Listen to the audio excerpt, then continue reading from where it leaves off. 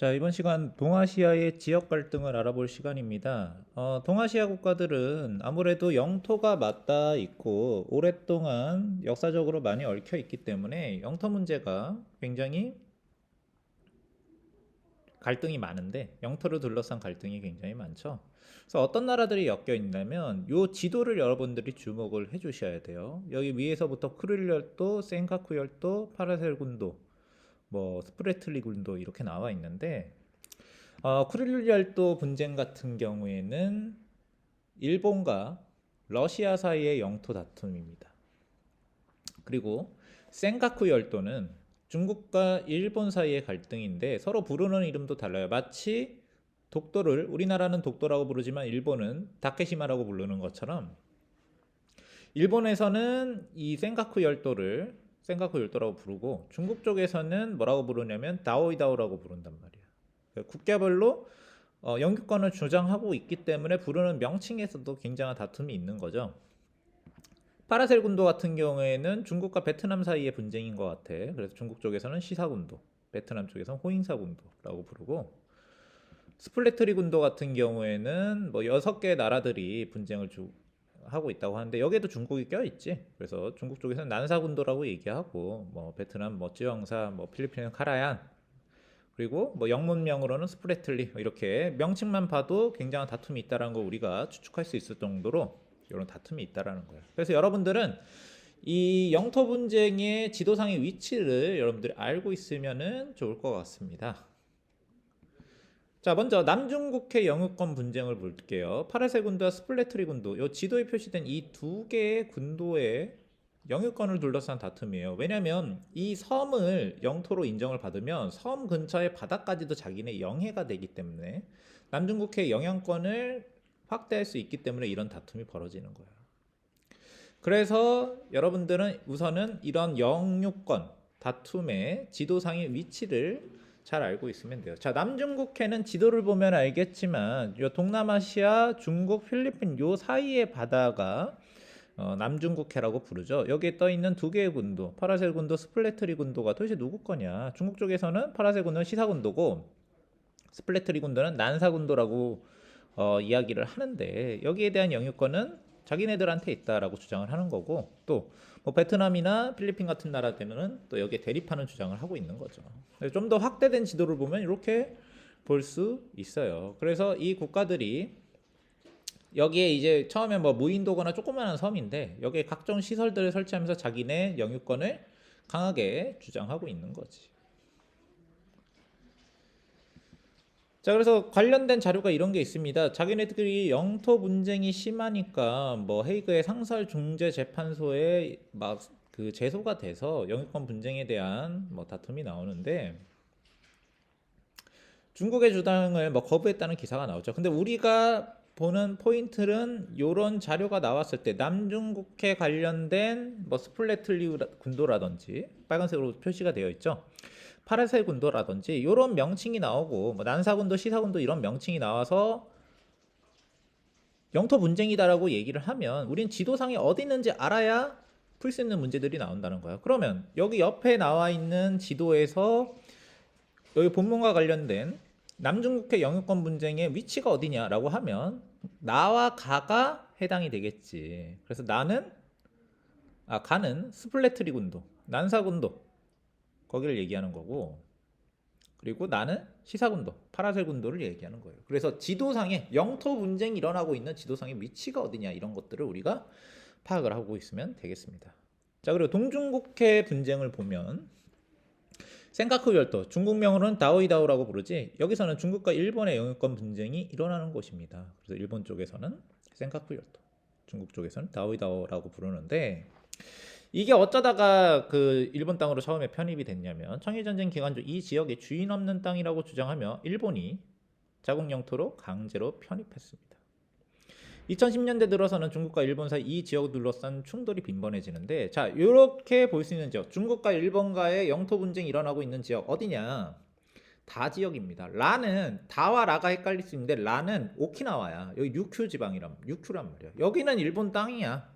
영유권 분쟁 같은 건 없어요. 근데 다 같은 경우에는 이 지역이 센카쿠 열도, 중국에선 다오이다오라고 부르는 중국과 일본 사이에 영토 분쟁이 일어나는 지역이란 말이야. 그래서 2010년대 들어서 일본 애들이 여기에 막 상륙해갖고 일장기 꽂고 이런 일도 벌어지고, 그리고 옆에 그림을 보면 자세한 연보가 나와 있죠. 그지? 그리고 중국 사람들도 또 이 센카쿠 열도 다오이다오의 암초에 막 자기네 깃발을 꽂고, 또 요 지역에 진입하려는 중국 어선을 일본 순시선들이 막 이렇게 완전 배를 부딪혀가면서 가로막기도 하고, 이런 연터 분쟁이 계속 벌어지고 있다라는 거예요. 그러면 동중국해, 남중국해 이렇게 지금 암초 같은 조그마한 섬들 가지고 왜 이런 분쟁이 일어나느냐? 결국 바다 영유권을 차지하기 위해서인데, 그럼 그 바다에 도대체 뭐가 있냐는 거지. 물고기 잡고 이런 것만 있는 게 아니고 경제성이 굉장히 중요한 원유가 생산될 수 있는 지역이기 때문에, 이 동중국해와 남중국해가, 그래서 여러 국가들이 이 지역에 석유를 개발하고 할 수 있는 권리들을 차지하기 위해서 영유권 분쟁이 굉장히 강하게 일어나고 있다, 이렇게 얘기할 수 있죠. 그래서 여기 보면 다오이다오라든지 시사군도, 뭐 난사군도 이런 지역을 보면은 요 근처에 지금 유전 가스전이 많고 더 개발될 수 있는 가능성이 있는 지역이야. 경제성으로 굉장히 중요한 지역이기 때문에 이렇게 영토 분쟁이 일어나고 있다라고 생각을 하시면 되겠습니다. 그리고 이러한 바다에서의 영유권 분쟁은 더 크게 번져가고 있는데, 왜 그러냐면 최근에 중국과 미국 간의 갈등이 커지고 있잖아.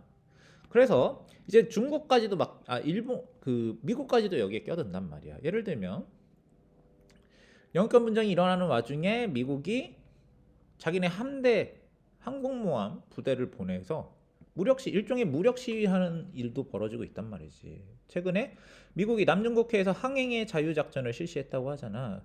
이 남중국해가 어떤 지역입니까? 스플래트리 군도, 이런 남사군도, 시사군도 이런 섬이 있어서 영토 분쟁이 일어나고 있는 지역이잖아.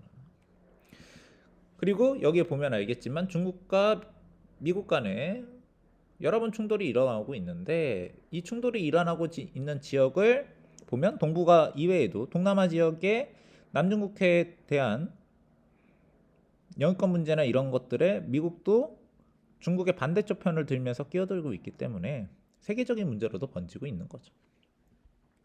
자, 그다음에 독도 문제를 봅시다. 자, 독도는 우리가 영토 분쟁이라고 우리나라에선 취급을 하고 있잖아요. 확고부동한 논란의 여지 없는 우리 영토인데 일본이 자꾸 지분거리고 있다. 이게 우리나라의 입장인 거지.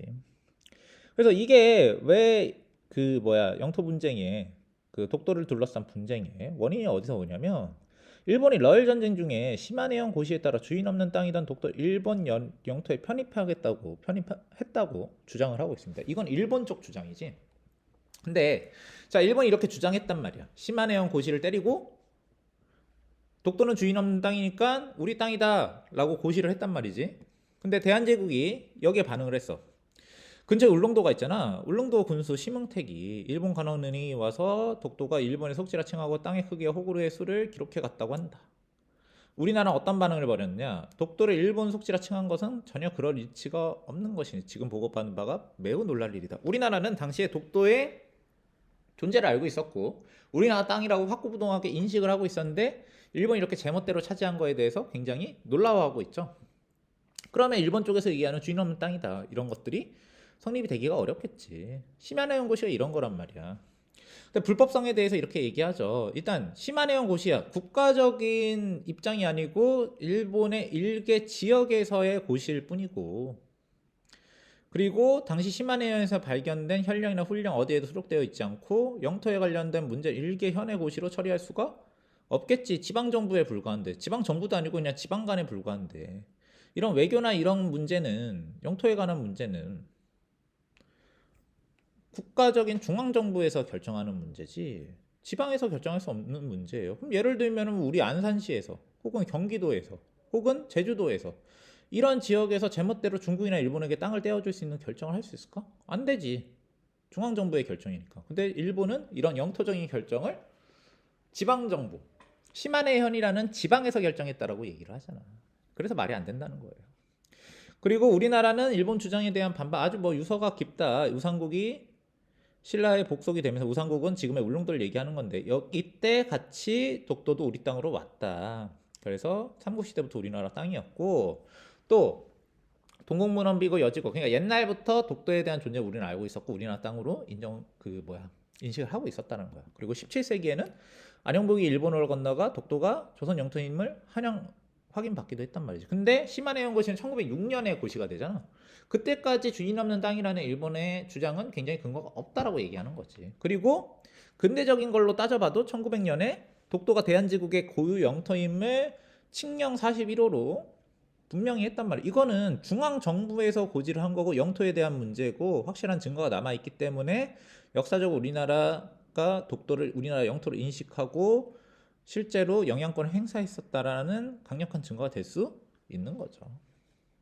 그리고 일본에서도 시마네 연고시 최근 100년 사이에 독도에 관심을 가지기 전에는 여러 가지 일본의 고지도나 문서를 봤을 때 독도라는 땅은 한국의 영토라는 것을 일본 쪽도 인식하고 있었다는 그런 증거가 있었다라는 거죠. 자, 오늘은 여기까지 하겠습니다. 이 자료들은 한번 잘 살펴보시기 바랍니다.